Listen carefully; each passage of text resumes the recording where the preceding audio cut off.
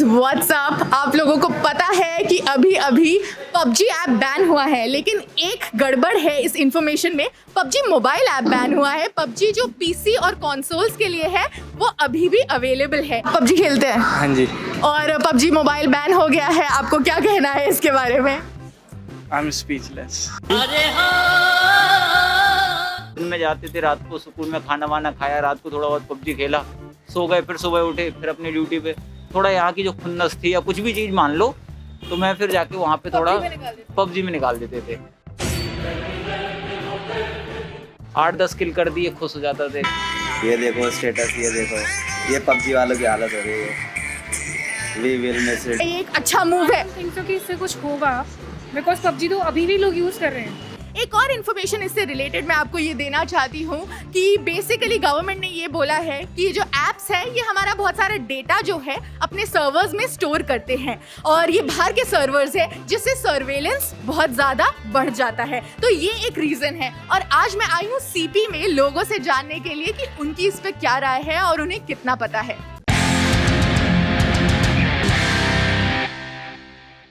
ये चीज़ तो इन्होंने गलत कराया, वैसे ऐसा नहीं करना चाहिए था इनको, क्योंकि बच्चों का थोड़ा इससे मन सा लगा रहता है। इस मूव को आप कैसा देखते हैं? आपको लगता है कि चाइना और इंडिया के बीच में इसमें जो डिफरेंसेस है, तनाव है, वो कम होगा?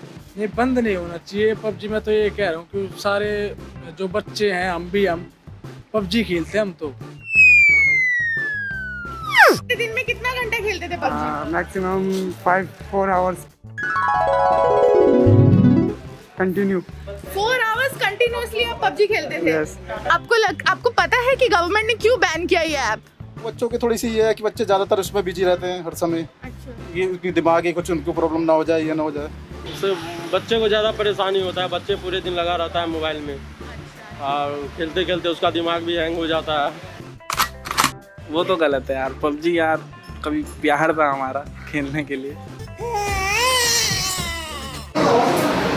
PUBG के बारे में थोड़ा हिस्ट्री में भी जाते हैं हम लोग। बेसिकली जो चाइनीज़ कंपनी है टेंसेंट कंपनी, ये साउथ कोरिया में गई और साउथ कोरिया जो है PUBG डेवलप कर रही थी for consoles and computers PCs के लिए। एंड वहाँ पे जाके इन्होंने 10% स्टेक खरीद लिए एंड चाइना में आके PUBG फॉर मोबाइल डेवलप किया। और एक और चीज़ जो बहुत इंपॉर्टेंट है वो ये है कि कोई भी चाइनीज़ फर्म जो है उनका बाय लॉ ये रूल है कि वो लोग चाइनीज़ इंटेलिजेंस के साथ मिलकर काम करेंगे जब भी नेसेसरी होगा।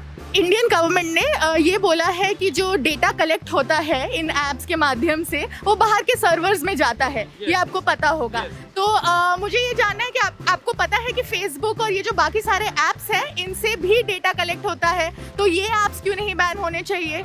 जी मैम, क्योंकि इस पे जो भी हम ऐप पहले यूज़र उसको ऑन करता है तो उसमें उसके mail ID, user ID, password सभी डालने पड़ते हैं, जो कि उससे एक डेटा जो है उस ऐप के माध्यम से वहाँ पे उनका डेटा कलेक्ट हो जाता है। अदर ऐप्स भी हैं जिसके थ्रू डेटा शेयरिंग होती है।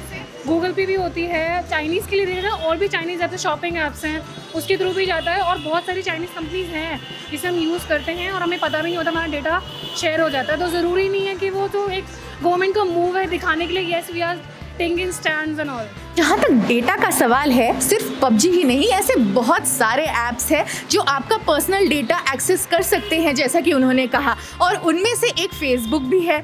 कुछ टाइम पहले कैम्ब्रिज एनालिटिका का एक स्कैंडल सामने आया था जिसमें ये पता चला था कि फेसबुक ने जो आपके पर्सनल डेटा में एक्सेस किया था from your likes and comments और आपके कैरेक्टर को जज करके इलेक्शन कैंपेनिंग में बहुत ज़्यादा इसका इस्तेमाल किया था, जिससे कि मार्क जकरबर्ग जो है समन हुए थे थोड़े टाइम पहले। तो उस चीज़ का क्या, अगर हम लोग डेटा की बात कर रहे हैं जो बाहर के देशों के सर्वर्स में जाते हैं। आप एक पुलिस वाले मित्र थे हमारे, उनसे पूछा मैंने कि अगर PUBG में, अगर हम लोग सुनने में मुझे मिला था कि PUBG अगर कोई भी अगर प्ले स्टोर पे सर्च भी करेगा तो उसके घर में पुलिस आ जाएगी। PUBG से किसी को कहीं ना कहीं गवर्नमेंट को प्रॉफिट होता था, बिकॉज अगर PUBG का कुछ इनकम चाइना को या किसी भी अदर कंट्री को जा रहा है तो कुछ इंडिया में भी तो रह रहा है। अभी भी लोग कहाँ यूज़ कर रहे हैं? मैंने एक्चुअली मेरे जो नोन है वो बहुत ज़्यादा एडिक्टेड हैं PUBG के, बट ही सेड कि अभी भी PUBG एक है, उसके 2 लेवल्स होते हैं, आई थिंक 2 वर्जन है, उसमें से एक वो यूज़ कर रहे हैं। तो आई डोंट थिंक जो कि पब्लिक के माइंडसेट पे इससे कुछ असर पड़ने वाला, जब तक वो अंदर से फील नहीं करेंगे वो चीज़ के लिए, तब तक वो खुद नहीं बैन करने से क्या हो जाएगा। हमारा जो टिकटॉक का यूज़र ID था वो पूरे इंडिया में कम से कम करोड़ों से करोड़ों रुपए पर मंथ कमाता था। ये खेलता आप खेलते हैं पबजी? पहले खेलता था, अब नहीं खेलता मैं। जब से ये टिकटॉक वगैरह ये डिलीट हुआ, जैसे मैं पबजी भी छोड़ दिया मैंने जब से। अच्छा, क्यों छोड़ा आपने पबजी बस खेलना? ऐसे ही अब मेरे कॉलेज खुल चुके हैं। आपको लगता है कि गवर्नमेंट ने सही किया है बैन करके? तो इससे आपको लगता है कि जो चाइना और इंडिया के बीच में जो ये तनाव चल रहा है, इससे कुछ फर्क पड़ेगा? मे बी लगता है कि ये किसी तरह से फायदा देगा हमारे देश के इकोनॉमी या कुछ भी फायदा होगा इससे? फायदा तो करना ही है, बट एक एंजॉयमेंट था इससे बस हमारा। एंजॉयमेंट था। पता है कि गवर्नमेंट ने ये क्यों मूव किया है या क्या रीजन है? लड़ाई हो रखी है इनके बीच में, इस वजह से वो किया है ना इन्होंने। अब कैसा क्या फील हो रहा है? बस यहाँ की खुंदक क्या है, किसी आदमियों पे निकालेंगे, रास्ते में चलने वाले बंदों पे निकालेंगे, कस्टमरों पे निकालेंगे, क्या करेंगे? तो कनॉट प्लेस में तो अलग अलग टाइप के हमें लोग दिख गए जिनके अलग अलग इमोशंस थे इस गेम को लेके। आम लोगों के लिए जहाँ पे दिन की थकान और गुस्सा जो है वो 4-4 घंटे पबजी खेल के निकलता था, लेजर टाइम होता था, वो छूट गया उनसे। लेकिन गवर्नमेंट के एजेंडा से ये बहुत अलग है, तो देखना ये इंटरेस्टिंग रहेगा कि कितना ये इकोनॉमिक एक वाइज स्टेप है या इन लोगों को क्या अल्टरनेटिव मिलता है अपनी लाइफ को थोड़ा सा एंटरटेनिंग बनाने के लिए। ABP न्यूज़ आपको रखे आगे।